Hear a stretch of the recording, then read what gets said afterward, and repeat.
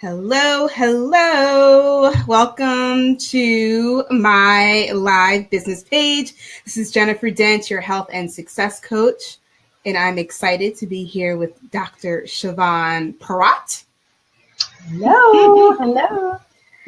And we're going to get started. I'm just going to do the, of course, quick tech check. Wait for people to join live. Make sure we are A-OK. People can hear me. You can hear me, right? I can hear you perfectly. That's the most important. And you look glamorous. I figured I would wear like a little bedazzling necklace, for the lux life of Jennifer Dent Brown. It works. It works. All right, here we go. We're live. All right, so I'm excited to talk to you today, and this is like a very, very special occasion because I don't normally do like these kind of one-off interviews, but I thought this is such an important topic and such an important event, and I absolutely love your events. I wanted to share with everyone what the Glam Event is, what you do, what they can expect, and why self-care is so important, even though we as women tend to neglect ourselves terribly. You are giving us an out. So why don't you tell us a little bit about yourself and what you do? Yes, absolutely. I am thrilled to do that. So hello, everyone. I am Dr. Chavonne Perott. I am a marriage and life coach. And in a nutshell, what I do is I help women to create happier and more loving marriages without having to make over the husband. Oh my gosh, it's like a miracle that it's possible. That I believe that so much of what happens in relationship, not only within marriage, but in any relationship or any circumstance in your life, that your happiness is really a function of yourself and your own mindset, your own decisions, your own perceptions. And so I help women maintain a more positive outlook around any situation happening in their lives. So Nisha is saying she can't hear us. Oh, Nisha. Sorry, we can hear you. We can hear each other. Let me see. I'm going to pull it up on my phone. Okay. Oh, no, I forgot. I deleted Facebook from my phone. I can pull it up on my phone. For the week, yeah. 1 second. Okay. 1 second. Let me see. All right.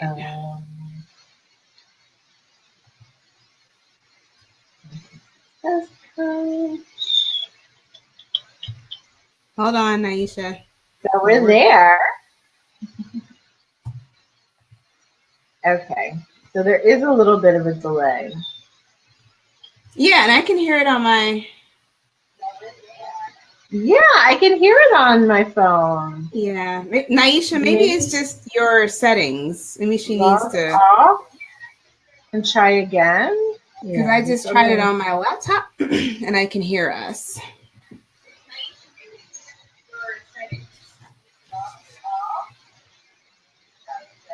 Yeah, that's your phone, right? Yeah. Okay. So I just put a thing in others here. So let's see what they say. Okay. Sorry about that. Yeah. Hopefully it comes through.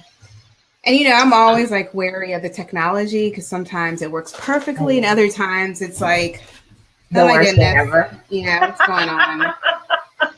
So if other people can hear us, just let us know so we can continue. Yeah. So that's what I do. And I am also an author. That is a new title for me because I just wrote a book that was released this summer. It's called Voices in Your Ear, New Conversations to Transform Your Marriage. Good. So Tanya can hear. Awesome. So people can hear. Good. Thank you. So that's a little bit about me. And, I'm on this self-care kick now for a variety of reasons.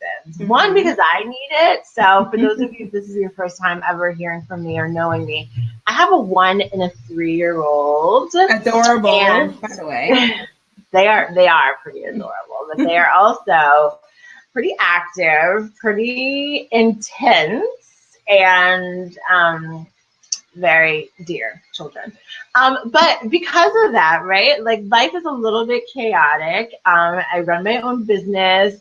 I'm a wife. I have lots of other things that I'm involved in. And I found that, having children so close in age back to back, that, and then transitioning out of the regular 9 to 5 to being at home with them, having a home-based business, that my identity was a little bit fuzzy. It's like, wait a minute, I'm having all these transitions, the transition to motherhood, the transition of out of working a traditional 9 to 5, the transition into entrepreneurship.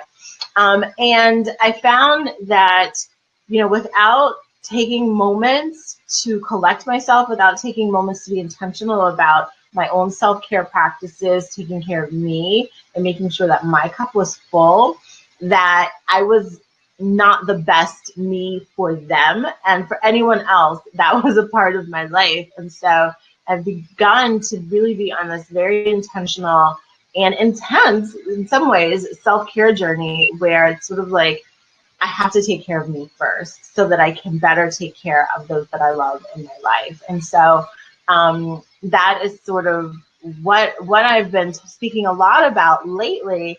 And I think it's important, not only as a mother, but also as a wife and as someone who promotes healthy relationships, healthy marriages, that again, any area of your life is going to thrive when you are thriving on the inside, emotionally, mentally, spiritually, as well as physically. And so self-care is such an important topic, and I'm really excited that you've bent the rules a little bit, Jennifer, and have allowed me this space to speak with your audience about it. So. Well, it's a very common topic of things we talk about in my community too, in the Stop Dieting Forever accountability group. Self-care, super important, just because, I am an entrepreneur too. I don't have any kids. I don't know how you do it with the 2 kids on top of having a business and a husband. And I know that when I don't take good care of myself, it shows terribly. And, bad news for everyone. yeah, bad news for everyone. And it's something that we know, like, okay, yes, I need to take care of myself. But we have to force ourselves to do it, right? We have to force ourselves to make time to like sit back, relax, take 10 minutes to just focus on nothing but our breathing, focus on ourselves. And this is an everyday thing. It's not like, oh, once a quarter I'm going to go on vacation. No. Right. Self-care is continuous. It's every day. Every day. Absolutely. Okay. And it's not selfish, which I think is part of the issue. So glad, Nisha, that you can hear us. I think we see it as selfish, right? Like, I can't take this time away. I don't have time to take time for myself. Yeah. And I like to say, you don't have time not to take time for yourself. And I think with that, and I can get started with some of the points too, is that I think it's important for us to begin to have an expanded view of what self-care means. And so, it's become this very cool and in thing to talk about, right? You see all the hashtags like self-care Saturday, self-care Sunday, whatever, right?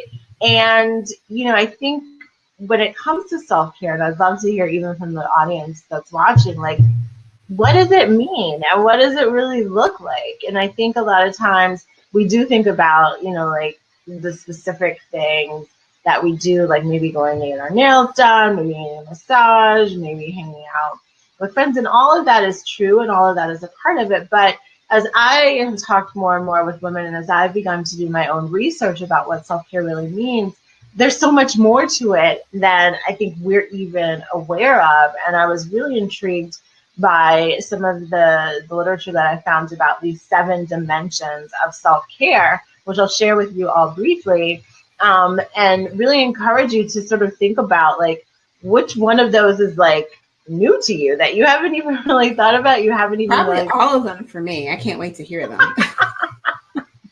No, I mean, I know some of your practices. I wouldn't say none of them. Like, one for sure, I know you do pretty regularly. Okay. So we can definitely get right into them. So the first one, and this is actually quite simple, and I think probably the easiest one to incorporate daily into our lives it's called sensory self-care. And so what that means is you attend to one of the five senses. So that's your sense of taste, touch, hearing, seeing, or smelling. And one of the things I personally like to do, like I'm an auditory person, I am very much moved by music. And so literally just starting your day or incorporating music into your day, some song that lifts your spirit, some song that makes you feel empowered or inspired or motivated, that is a self-care practice. And so you can just pick a song of the day, or you can pick the same song every single day or for a week or whatever, and listen to it and really like give yourselves the gift of that 3 to 4 minutes of listening to that song uninterrupted. That can be self-care. Another type of sensory self-care, again, is attending to the sense of smell. So literally like lighting a candle, like buying your favorite candle and lighting it and just sitting in the room with that candle, letting it, there's so many aromatherapy things now that you can use. Getting fresh air, getting outside for like 5 minutes. I know it's getting cold in the Northeast and in other areas. And so like, we're probably like literally just running to our car, but taking 5 minutes to like breathe. Actually, you know what I do, because it is cold. I'm in Philly. What I do in the morning when I turn the alarm off and like open the curtains and everything, I open the front door and I just stick my head out and just take a deep breath of air, and that kind of just like wakes me up. Yeah, that's it. So all right. So you have two, because I haven't even gotten to the one that I know that you do. So that's sensory self-care briefly. And again, it's attending to one or more of the five senses. Another thing, touch, right? Touch is a sense, and hugging. Just giving a hug, giving someone a hug. And research again shows that like 20 seconds or longer, there's something about that literally releases those feel-good hormones in our bodies. So that's something else you can do. Make it a point to hug someone every day, or listen to a song, or breathe some fresh air, or light a candle. So that is an easy one that I like to start with, because I think that's something that most people can integrate into their lives on a pretty consistent and regular basis. Yeah, it's definitely easy. Okay, so good. That's number one, right? Number two is one that we're probably a little bit familiar with too, is pleasure. Just having fun. And now I have to say, especially having the smaller children, and I think anyone that has major responsibilities, that sometimes we feel like those responsibilities are all that we have to do, that we can't allow ourselves to be silly, to have fun, to like let our hair down and play, right? And so creating opportunities to do that is really important. And for me personally, this is something I had to pay attention to, because when my children were born, I actually stopped watching TV, because it's like, you want to be like the parent that's like, okay, I don't want my kids like addicted to TV. That was with my first child. My second child, as is common, that's not the case at all. But what I have to say is, I got out of the habit of watching TV, and TV was something that I loved to do. Like, my husband was so shocked. He's like, you haven't watched TV? I'm like, no, I haven't watched TV. And so, but what I began to realize was that by excluding that from my life, telling myself I don't have time for that, like I need to be, especially as I was starting my business, I need to be reading, I need to be consuming some information, or I need to be doing some enriching activity with my kids, or I need to be connecting with someone, that I didn't create enough space to actually have fun, to have a little bit of downtime and to have fun. Now, I think, as with eating and nutrition, everything in moderation, right? You don't want to tip the scales too much, or you become a couch potato and you spend more time on your DVR recordings than living life and engaging and being present with those that you love, but creating a little bit of space to have fun. And so maybe that's not TV for you. Maybe that's going bowling. Maybe that's going to the movies. Maybe that's, taking a dance class or going out with a friend, whatever the case is. Try to be intentional about incorporating fun into your week, right? So that's something like maybe every day you can't like laugh your head off and have. You can't go to happy hour every day. I know, exactly. You can't have happy hour every day, but maybe once a week. Just integrate it. Or once a month. Yeah. Yeah, that's fine too. So that's that. And number 3 is what I call sort of like the mental stimulation / intellectual form of self-care. And what this is about is it's about stimulating your mind. And the way to do that, that's suggested, is to learn something new. Now, one of the things I love about the day and age that we live in is that learning something new is literally a Google away or a YouTube video away. I have a really good friend who was always interested in like learning how to do makeup. So guess what she did? YouTubed it and figured it out. I actually have a friend who's a makeup artist who does makeup classes. That's something that I personally have always been interested in. I'm like, I'm going to take one of her classes. I'm going to learn how to do makeup. So learning something new that you've always wanted to learn, that mental stimulation and activation of your brain cells, that is self-care. Another side, which is an interesting side to this sort of mental intellectual, is to also do a task that has been hanging over your head, right? So I think all of us at one point or another are a little bit guilty of procrastination. And what that does to your mind is it actually creates a lot of clutter, and it creates a little bit of a heaviness, because in the back of your mind, you're living your life, you're trying to do other things. It's that nagging feeling like, man, I really need to like take care of that corner of my closet, or I really need to take care of that corner of my living room, or I really need to like wash out my refrigerator or reorganize my pantry or whatever, right? And so you can't, like, because that's hanging over your head, you can't even enjoy the other things you're trying to enjoy because you still feel guilty because you should be doing that.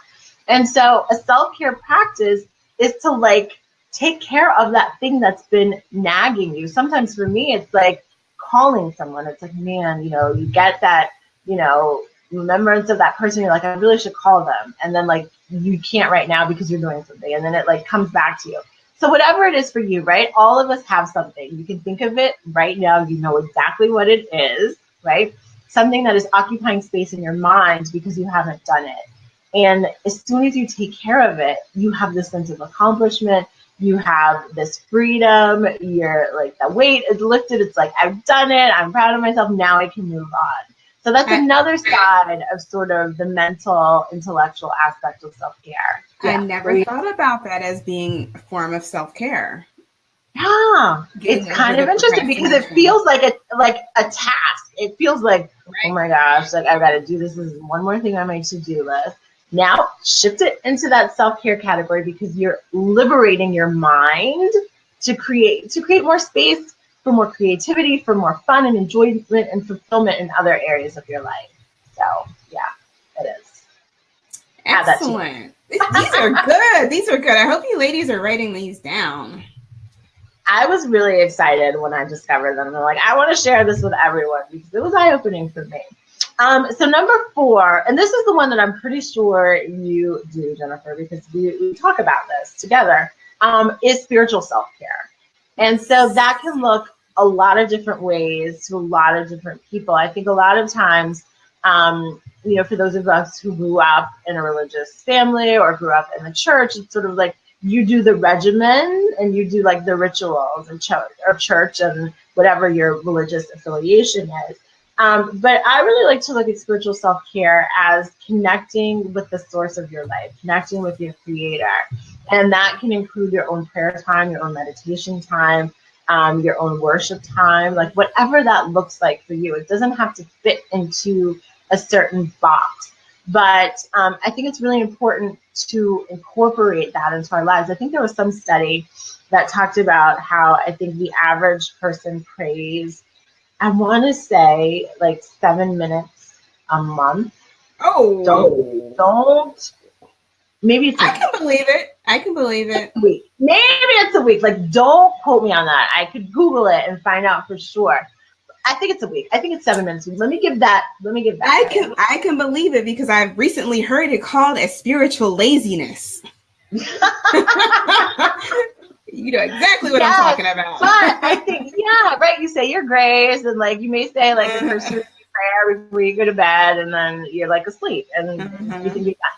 So this is not to chastise anybody because I too was really guilty of it. But what I find, again, self-care is about refueling, renewing your mind, your body, your spirit, and refueling yourself. And so how can you try to do that without connecting to the source of your life, right? Mm-hmm. And so I think that, you know, being intentional about incorporating just some quiet time, and, you know, it's amazing what that quiet time can do for you.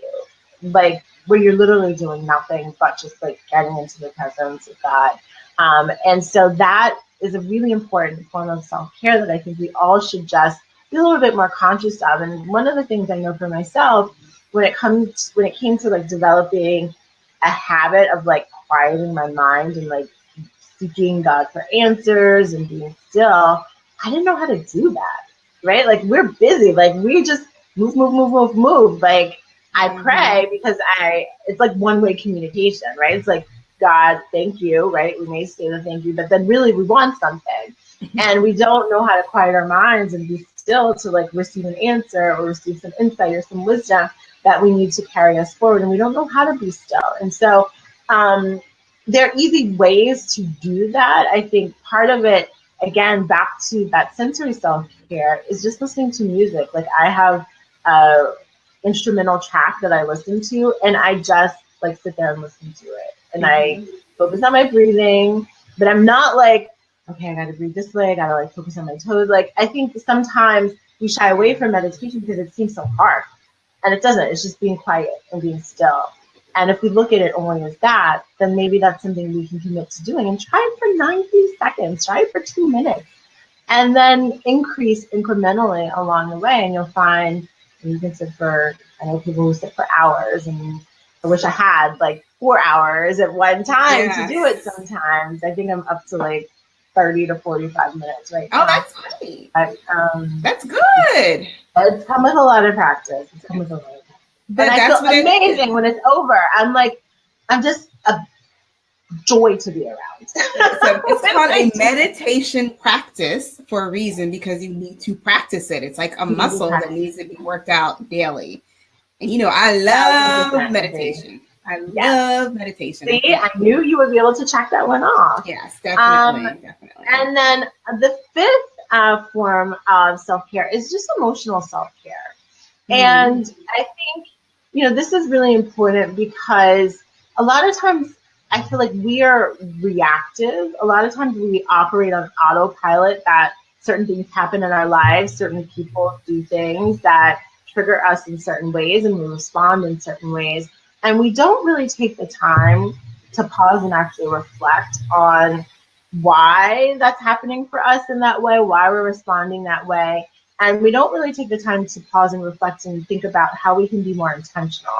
I am a big proponent. This is what I do, what I help women do, about how can you be more intentional about who you are? Like, who do you really want to be? Like, are you being the person you really want to be? And I think being able to develop a skill of self-reflection is so important in that emotional health, in that emotional aspect of self-care. And I think one of the simplest ways to begin to develop and build that muscle and cultivate that skill is by journaling. And now let me tell you, I am one of those women who I like really pretty things.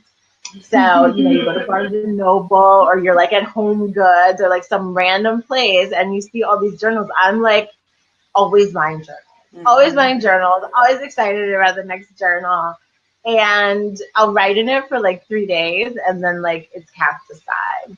And I think that's okay too, right? I think part of self-care is being compassionate and loving to yourself and accepting where you are.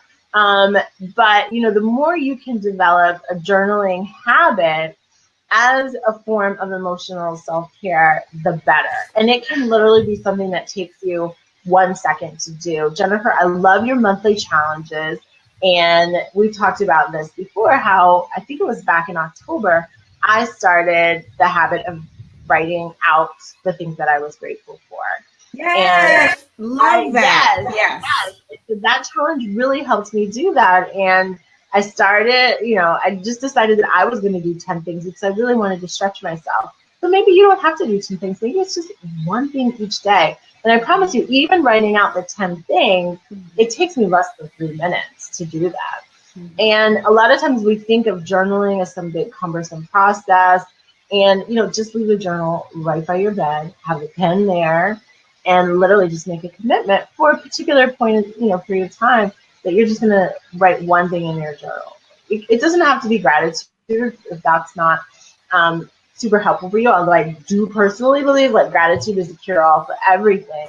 You just be like a snapshot of your day, like this is what I accomplished today, or this is what I'm hoping to accomplish tomorrow. But getting in the habit of connecting with yourself through reflection is really important and a key part of self-care as well. And can I just add on one thing to that about the journaling? And I'm a big proponent of journaling.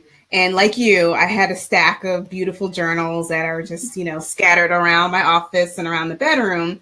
But I just recently started journaling in Evernote. And I never really used Evernote like that before. But I just created like a notebook called the Gratitude Notebook. I have a Blessings Notebook. I have a Daily Musings Notebook where I just kind of journal whatever is on my mind. And I've been loving that. So I can type faster than I can write. I can use it on my phone, or I can use it on my laptop. And it's been working perfectly for me. So if you're, not a handwritten type of person, there's always an electronic option as well. But I know there's some proponents, right? I don't know if you're like a write it down, pen to paper type of person. I know, right? I think starting where you are is perfect. That's what I'm going to say. Like I have 1,000 notes on my phone. I have an iPhone, so the notes tab has like 1,000,001. So if that's the easiest place for you who are watching to start, absolutely. And that's where I started. I've found it really helpful to write it down. There is research about pen to paper, the impact of that I won't even get into now, but just start somewhere. Like wherever you are, just start somewhere. And I think you'll see the difference, because that is how you become a self-reflective person, is taking a moment to pause and write out the things that are on your mind. Evernote. Hey, Simone. It's so good to see you here with us. Yes. So number 6 is something that Jennifer, you promote a lot, and that's physical self-care. And so what I always like to say about this, and I think you would agree, is that, physical self-care does not mean like you have to go run a marathon. It doesn't mean you need to hire a personal trainer, be at the gym 5 hours a day. No, I am the biggest proponent of just moving your body and again, I'm not the health coach, so you correct me, Jennifer. I like to suggest people to start with 10 minutes. That really worked for me, especially, when we had our second child. Just like 10 minutes, like I feel like most people can find 10 minutes. And 10 minutes of moving your body. And I started with like YouTube walking videos, because I was like, I got to do something easy. I got to do something quick. I can't sign up for the school exercise, program, but like a quick 10-minute walk, I can do that. And it really, again, you want to get those endorphins pumping in your bloodstream, and you get the sense of accomplishment. And then you're like, okay, well, I can consistently do 10 minutes. Like, let me up it to like 15 next week. So that is just an example. I think other aspects of physical self-care is getting enough sleep, which, again, that's an area that I continue to grow and develop in. Well, it's hard because you have 2 kids. Like, are they even sleeping through the night? It is. Yes, it is. I mean, there's just, sometimes, and I'm sure all of us feel this way, whether you have children or not, that sometimes it doesn't seem like there's enough hours in the day. Yeah. And what I find, though, when you get that feeling, it's actually a sign that you need to pause and you need to take some things off your plate, right? Like we were not meant to have this hustle, move, busy lifestyle. We created that for ourselves based on a lot of other stuff, based on expectations, based on perfectionism, based on making our worth a function of our accomplishments. And it has to stop. So I find that whenever I'm feeling rushed, whenever I'm feeling like I got to go, it's actually a sign to pause. And I would encourage all of us to think of it that way, like, oh, I'm doing too much. I don't have to do all this. Let me take a step back, put something on the back burner, and go from there. Can I share? May I share on this topic? And I've shared this with you, but this week I am taking complete self-care of myself because I realized I was going into a place where I didn't like with this business and just running on high and just trying to do everything and waking up at 4:30 and not getting enough sleep and just trying to juggle 8 million balls at one time. I just decided, since my birthday is on Friday, let me be intentional about how I'm walking into the next year of my life. Yeah. So for me, and it's only been 2 days, this is the second day. I guess it's been Sunday. So I've been fasting, praying, not working, social media fast, have not just been like reading a lot, praying a lot, meditating, walking. I've been working out, getting back in the gym, and I just feel so much better. And it's only been 2 days. 2 days. Yeah. And I'm just kind of just setting myself up for a success for my birthday. Well, happy early birthday to you. And I think it's really, that's profound, like 2 days, right? And sometimes it doesn't even take that, but I know I went away, like a friend of mine had a birthday party, and I drove to visit, and it was a weekend. Like, I stayed overnight and came back home, but it was a 6-hour car ride. And in that 6-hour car ride, I did, really a lot of what you described. I like prayed, I meditated, I really had the car totally to myself. I could sit in silence if I wanted to. And when I got back home, I was like a completely different person. I was just so excited to see my family. I was so calm and at peace, and like, I don't have to rush to do anything. Like, everything's going to get done, the things that need to get done. And it was an amazing and liberating feeling. So yeah, that weekend, or like 2 days for you, like major difference. And then the last thing that I'll say in terms of self-care is the seventh thing, which is social self-care. And I don't think we think of socializing and connecting with other people as self-care. I think especially in this day and age where we have like mock socialization through social media, there's nothing that really replaces face-to-face. There's nothing that truly replaces voice-to-voice, right? We text, we message, all of that is fine, and it has its place. But I think the more we can carve out time connecting person to person, the more we are actually seen and heard and understood, and the more we can see, hear, and understand other people.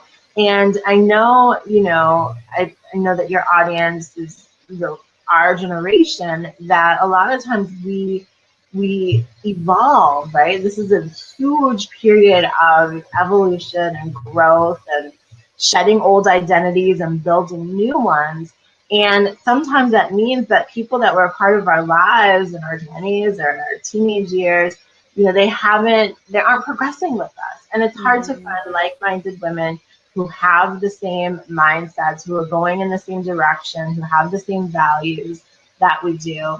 And it's really important to seek out and connect with like-minded women and participate in opportunities that provide that experience. You walk away so refreshed.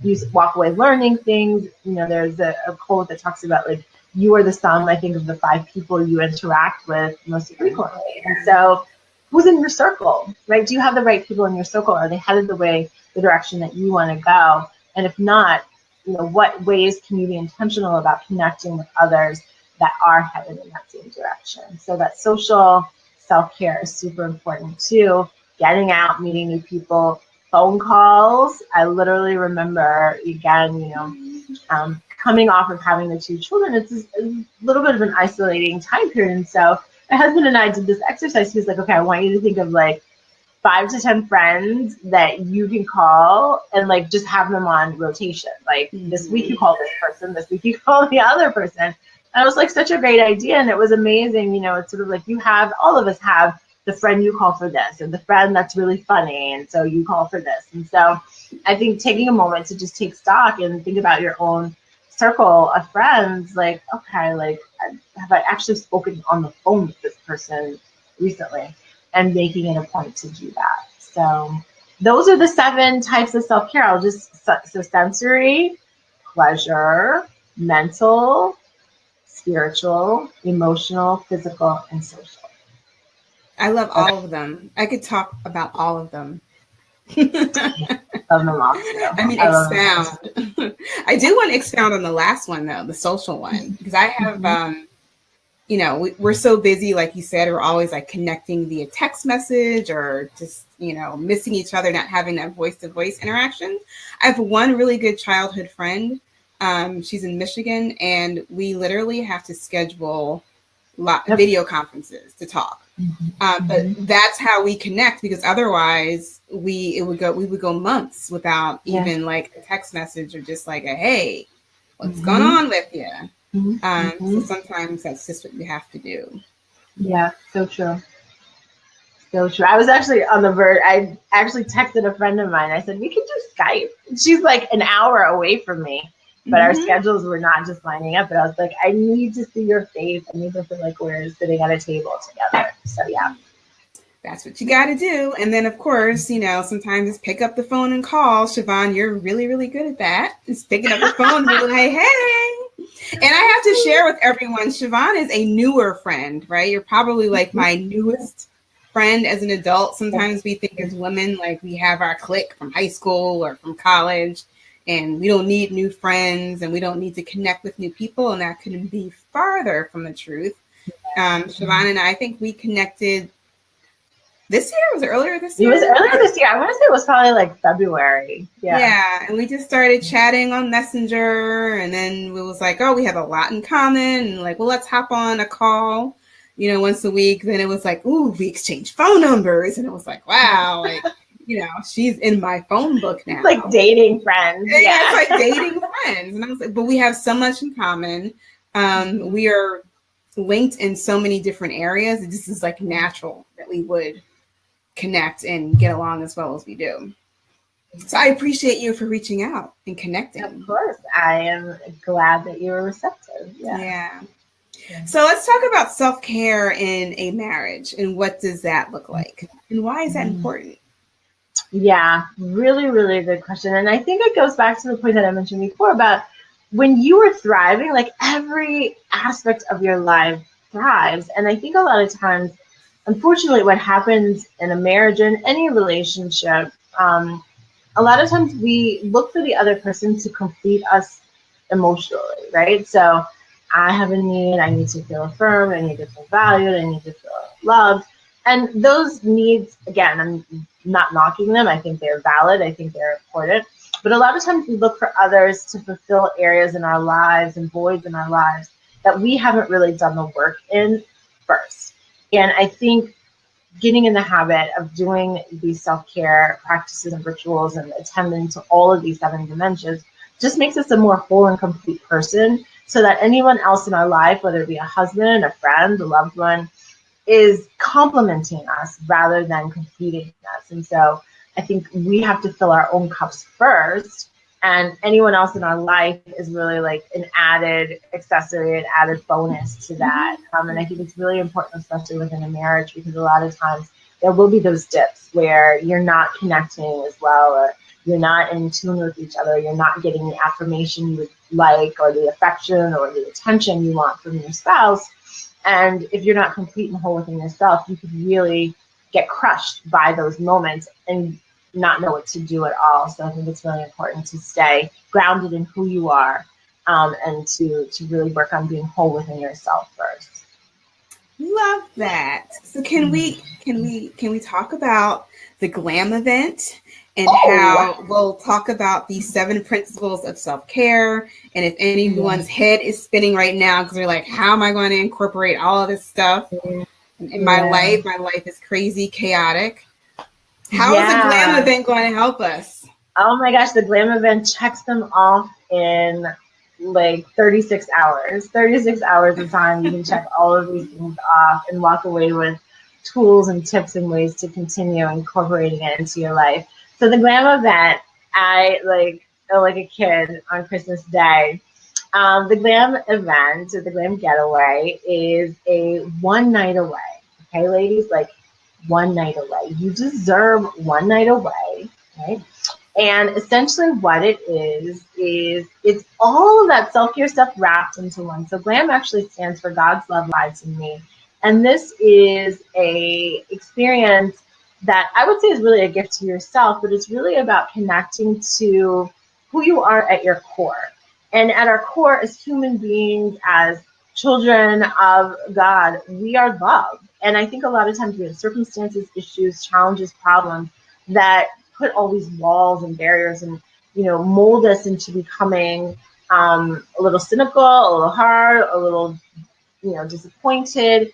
And GLAM is really about filling your cup back up, refueling, re-energizing yourself by first pressing pause on the busyness of life. You just got to sort of step away from the regular routine for just a moment.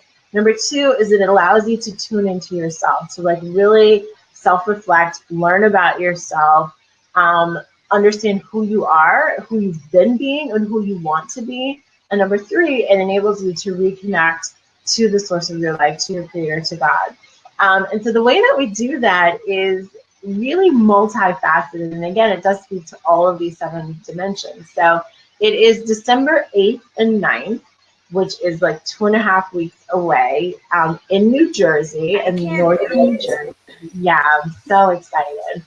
And the Friday night is it attends to the fun. It attends to probably most of these things. It attends to the social connection. Essentially what it is we have this mixer meet and greet welcome reception. And we're going to have amazing past hors d'oeuvres. We're going to have all the pampering and beautiful, gorgeous, wonderful things that a luxe lady like you all deserve. We're going to have massage. We're going to have a makeup artist for mini makeovers. We're going to have a stylist teaching you how to dress for your body type. We're going to have, a health coach. So I know what it is. We're going to have a health coach providing you with some awesome health recommendations, helping you understand what's getting in the way of your weight loss goals. We're going to have in Newark, Simone. It is in Newark. We're going to have personality assessments. One of the things when I do my events, I always ask people, I'm like, who are you? And I think as women, we define ourselves by our roles and not based on who we really are. So we're going to have the opportunity for you to get some insight into who you really are as a person based on your personality type, your preferences, things like that. So that is Friday, and I'm so excited about it. We're going to have professional photos. We'll have amazing vendors with some incredible, incredible products.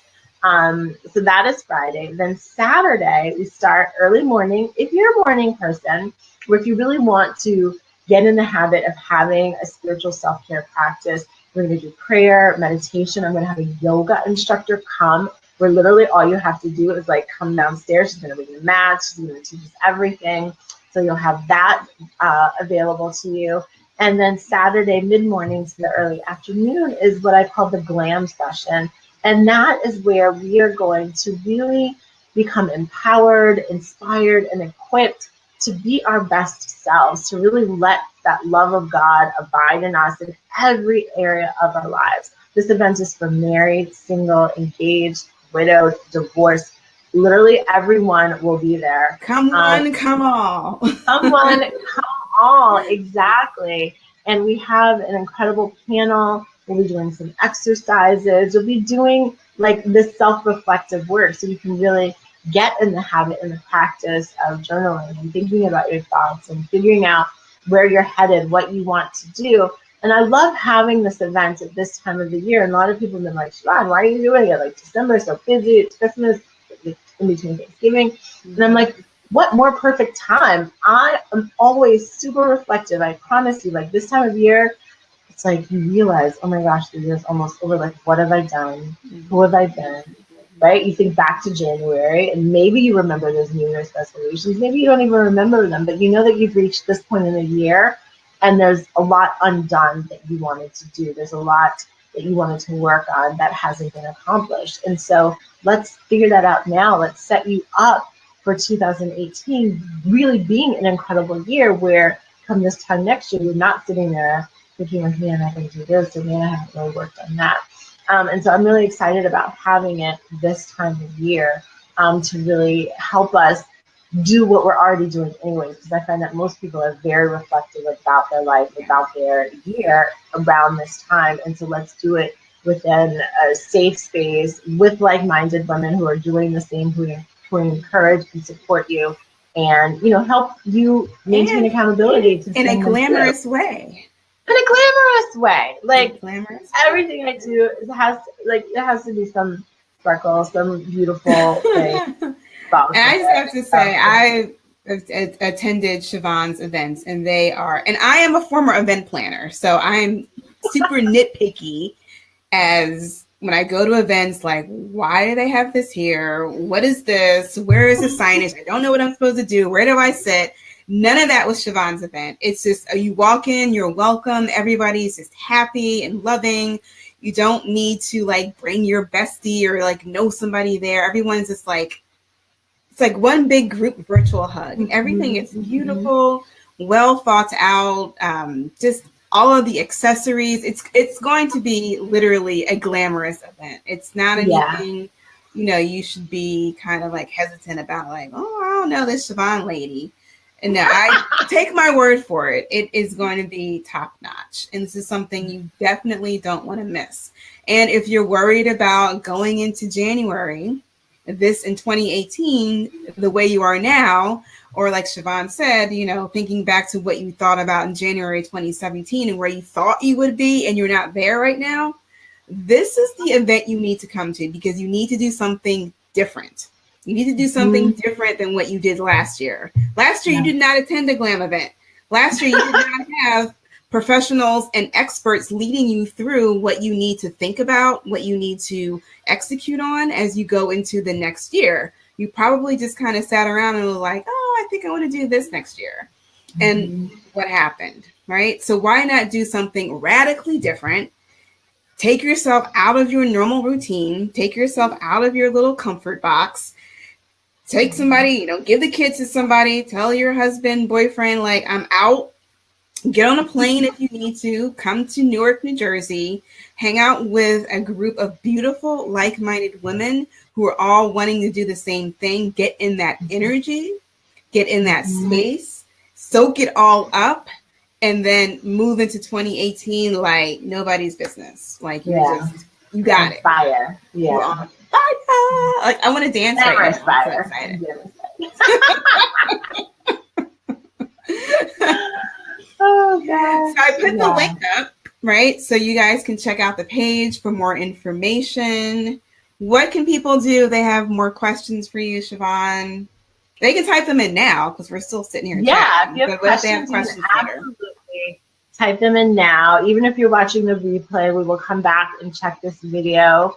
And then on the webpage, actually, my email is there. But if you guys, honestly, I'm one of those people on Facebook that's like, I will accept your friend request or I will accept your direct message. You can contact me directly. You can find me on Facebook, Chavonne Lenore Perott. I also have my business page, Relatable. You can find me there. You can message me there if you have any questions at all. I'll be happy to respond to them. So, parting words, right? How can we experience glam every day between like today or maybe tomorrow and leading up to the event? Like, how can we add in a little bit of glam into our everyday life? Yeah, it's, you know, I love the fact that, you know, glam has like two meanings, right? It has the glam with like all the glamour and the glamorous, and then it has the deeper meaning of God's love abiding in you. And so I will start with that first. And I think, you know, this really came to a head for me, this book I was reading, Jennifer, I know you've read it too, The Universe Has Your Back by Gabrielle Bernstein. And she just really positioned life as really the choice of love in every situation, like letting love lead you and letting love guide you. And so I think when you have love for yourself, then you can really have true love for others. And so the question I would encourage all of us to be able to experience a little bit more glam in our lives on a daily basis is to ask yourself, how can I love myself more today? Like, what can I do to show love to myself more today? How can I be more compassionate, more kind, more understanding, more forgiving of myself today? And I think when you ask yourself that question, your mind will go to work to answer, and you'll do those things. And you'll experience God's love abiding in you. You'll experience a glamorous, beautiful life, whatever that looks like for you. You know, maybe you're not a sparkles and bedazzled person, and that's amazing and incredible. And there will be women just like that at the event as well. But whatever glam means to you, you'll be able to experience it when you let love lead you, and when you focus on how can I love myself more today. So that would be my parting words. Awesome, awesome reminder. I actually say put it on a Post-it note because we forget, right? You're listening to Chavonne, what she's telling you to do right now. And then it's like, oh, that's so lovely. I'm going to go to sleep. And you wake up in the morning and you're like beating yourself up because like, oh, I didn't wake up early to, listen to music. I didn't journal today, and you're beating yourself up. And I think it's always a good reminder to write it on a Post-it note, to gently remind yourself, right? Not to beat yourself up, but to love yourself. Put an alert on your phone, right, Chavonne? Yeah. Those always work for me. Daily reminders. Yeah. Yeah. But I think that is awesome. I'm super excited. I'm going to be at the Glam event. I want to see you ladies there in the place. If you have any questions, again, you can reach out to Chavonne. Email is on her page. You can ask me if you need to, because you know how to reach me. And I will funnel them to Chavonne, and we'll get you whatever answers you need. Yeah, absolutely. Thank you, Jennifer. Thank you all for tuning in. My pleasure to meet with you. Yeah, this is fun.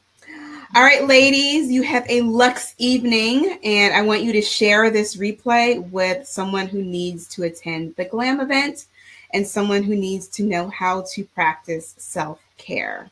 And with that, we're out. See ya. Bye.